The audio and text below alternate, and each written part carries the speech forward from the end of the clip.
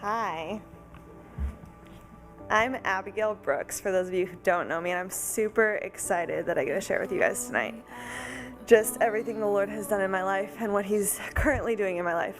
I want to start out by reading a couple verses from Ephesians chapter 1, verses 3 through 6.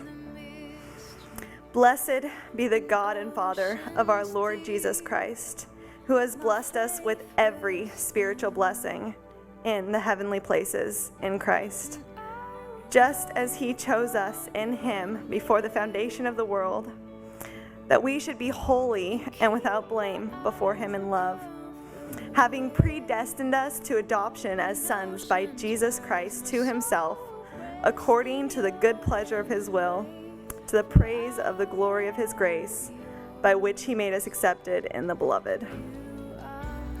And the reason I chose that verse is because God, in His glorious grace and infinite wisdom, in eternity past, before He even created the world, decided that He was going to create me, and He was going to give me two parents, Tony and Lisa Brooks, who love Jesus and were always active in ministry and active in the church. And because of that, I've always had the wonderful privilege of knowing Jesus from a very young age. And I'm just incredibly grateful that God decided to place me in that family so I could know Jesus.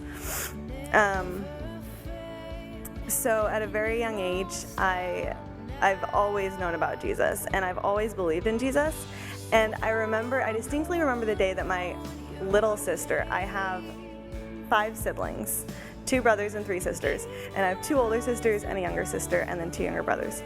And my younger sister, I distinctly remember the day that she gave her heart to the Lord. And that day she prayed. We were all in the car together, and she was like asking questions, and then she's like, yeah, I want to pray. So my older sister led her in a prayer. And then my mom started telling stories about how Alicia, my older sister, gave her heart to the Lord, and how Allison, my older sister, gave her heart to the Lord. And I go, Mom, when did I give my heart to the Lord? And she was like, I don't remember.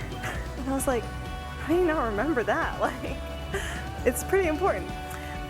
Turns out the reason she didn't remember is because I'd never actually come to her and prayed the prayer, so she wasn't sure that I was believed in Jesus or not.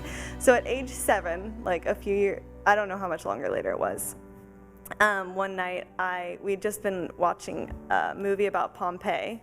I don't know if you guys know about that, but it was kind of traumatizing. It was for school, and I was really upset because of this documentary we just watched. And my mom's like, well, do you want to pray and ask Jesus into your heart? And I was like, I guess. But in my mind I was like, but I already believe in Jesus. So that night I prayed with my mom, but I believe that I was saved before that because I believed in Jesus before that, and I had professed my faith in Him. And then let's fast forward. Right when I was entering into middle school, 6th grade, we stopped going to a Baptist church that we were going to down in Centralia, and we started going to Calvary Chapel, Olympia. And so in Calvary, I really got a lot of wisdom in the Word, and my mom homeschooled me, so I also knew the Old Testament really well, because all the homeschooling curriculum we did was out of the Old Testament. So the Lord was just pouring all this biblical wisdom into my life, which was really cool, although at the time I didn't have a huge appreciation for it. And I was in high school and in middle school, and all my friends were like, oh, Abigail, she's a super strong Christian. But whenever I heard someone say that, there was something in my heart that didn't feel right, because I knew that I wasn't reading my Bible every day like I should. I wasn't praying that much. I talked to the Lord, but I didn't have a strong relationship with Him, and I knew something was wrong. Even though people around me never assumed. At least they never let on to me that they assumed that. So it came time for me to go to college, and I was like, decisions. And so I was praying, and just this last week, by random accident, I was looking through my old emails, and It wasn't a random accident. It was totally the Lord. But it had nothing to do with preparing for this, but it was just crazy because back then I was, like, I knew I was, like, praying about what I was going to do after high school. I'm like, where am I going to go? What am I going to do? But I don't remember sending this one email to my sister that I read. And I read it, and I was, like, just going over my frustrations with trying to make the decision, and I was like, I don't want to go to college because I feel like everyone wants me to, and that's what the world wants me to do, but I don't feel like that's where God's leading me. And I was like, I just can't tell what my flesh is and what's the spirit. And I was like so surprised reading that because I don't remember back at that time having a knowledge of the difference between the flesh and the spirit, but apparently I did, which I'm just like, wow, God, that's so cool. But so it was like really hard to make this decision, but God led me to not go to college, and I ended up going to a professional acting school in Seattle. And I went there for almost a year, and he used that very powerfully in my life. In many ways, he's continuing. There's still fruit in some of the relationships I've made from that to this day. But one of the biggest ways that he used that in my life is the way that we train. As you're going through like the process of like training, the goal of the training is to figure out like what emotionalizes you, like what causes me grief or joy. What is it that really does that inside of me? So about 6 months in, so I'm going through this, I suddenly started to realize that I didn't actually love God. Like, I always said Jesus was my best friend, and like I always thought that I loved him, but like in my heart I didn't really love him, and there was something hugely missing there. And so this was 2013. I was like the summer of 2013 and fall of 2013, I was like starting to realize this. And God, in his providence, allowed circumstances in my life to just break me while I was in acting school. And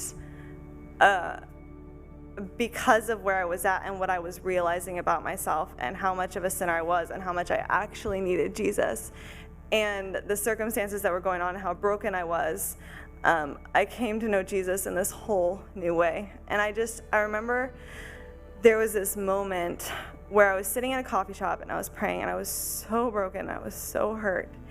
And I just knew like I could not even breathe without the presence of God. And I just remember that because I think some of those moments I had in that time were some of the darkest moments that I've walked through, yet he was there, like so very powerfully there in those moments.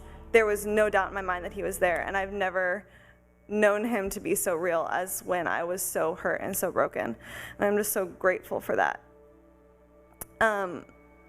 So I was in acting school, and I started going to Bible college while I was in acting school. So I was going to Bible college at Calvary Chapel, Olympia, and taking 2 classes there, and then I was also going to acting school a few days a week.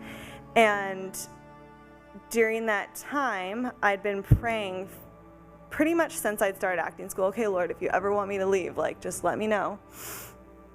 And one day I was praying, and the Lord just spoke to me, like, so clearly. He said, Abigail, I have so much more for you. And I was like, speechless. I was like, because I knew that I had to leave acting school. And it was so hard because I was like, Lord, can I just like wait till you bring what you have for me and then I'll leave acting school? Like, can we just like do it like that? And he's like, no. He's like, you need to trust me. You need to step out in faith. You need to leave acting school and trust that I have a plan for you. And I was so scared, but I did it. The next day I went to class. Next time I went to acting school, I just told my teachers, I was like, God told me to leave. I have to go. I don't know if I'm coming back. And they were like, what? But but God was really gracious, and one of my teachers was a Christian. He's like, Abigail, I totally understand. I totally support you. And yeah. So I did that, and 2 days later, the job that I was working, I found out that they were cutting back, and I was only basically not going to have any hours over the summer. So the only two things I was doing ended, and I was like, Lord, what is going on? My life is like, there's nothing. What am I doing? And then 2 weeks later, I ended up having a meeting with Sherry, and she talked to me, and she's like, God's been talking to us about you, and we just want you to come, like, intern and follow me around and just see what the Lord's gonna do. And I was like, yeah, I think that's what I'm supposed to do. So I did. All summer I just followed their family around. I got the amazing opportunity to stay as the house manager at Redemption Place while the current house manager was gone. Redemption Place is a women's transitional home in Olympia. It's like a discipleship program for moms and single women that are broken. And so while I was there, the first time that I stayed, I got a phone call from Sherry, and she started telling me about how God was calling them to church plant in Tacoma. And the moment she said that, I was like, I'm going with them. I just knew. And there was definitely times after that where I questioned or doubted. I was like, Lord, are you sure this is where you want me? But I remember way back then, I knew that I was going. And so that's how I got here. But in February 2015, through incredible circumstances that I don't have time to go through, God put me at Redemption Place as the new house manager because the old house manager got married. And that has been an incredible, incredible privilege. I remember right when I was about to move in, I was talking to my dad, and he was like, I just think it's really great that young people get thrown into ministry over their head. And I was just thinking about this because I've been there for 8 months now, and I'm just getting to this place where I can actually like look back and be like, what have I learned? But the first 8 months, it was so different from anything I'd ever done that I couldn't fully just even like know what I was learning exactly. It took some time. And I've just been looking back and I'm like, oh my goodness, my dad was so right. Like the last 8 months, there was a lot of just being like, I'm not drowning, but I was a lifeguard, so I can, in my mind, I have this picture of like being at the bottom of a 12-foot pool and like coming up for breath and then having to go back down because we had to do that a lot. I'm just like, yes, that is kind of how it felt at times. But God is so gracious and good, and He's walked me through that and grown me a lot. And it's been an incredible experience, and I'm so privileged to be able to love these women and their kids and be able to do what I am doing, because I know from all my years as like a Christian kid in church, just living life, being in school, how easy it is to feel that my life is pointless and what am I doing with my life? And I'm just so grateful that God has allowed me to be able to do what His Word says and go love people and pray with them and just serve them. I just want to close with this verse in Hebrews, because I think this really sums up what the Lord has been really teaching me over the last 8 months to a year. Even you could go back 2 years. Hebrews 12:1 and 2.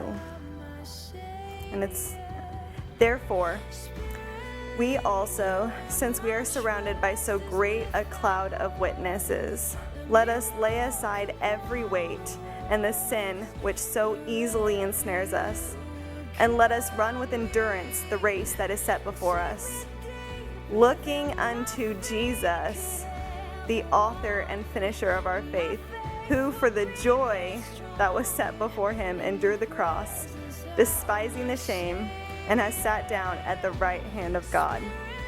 And I think the big thing in there is looking unto Jesus, and just how no matter what I need to keep my eyes focused on Jesus and not get distracted by anything else, because those things are going to bring me down. But if my eyes are focused on Jesus, He will get me through, and He'll take me through anything, whatever comes up.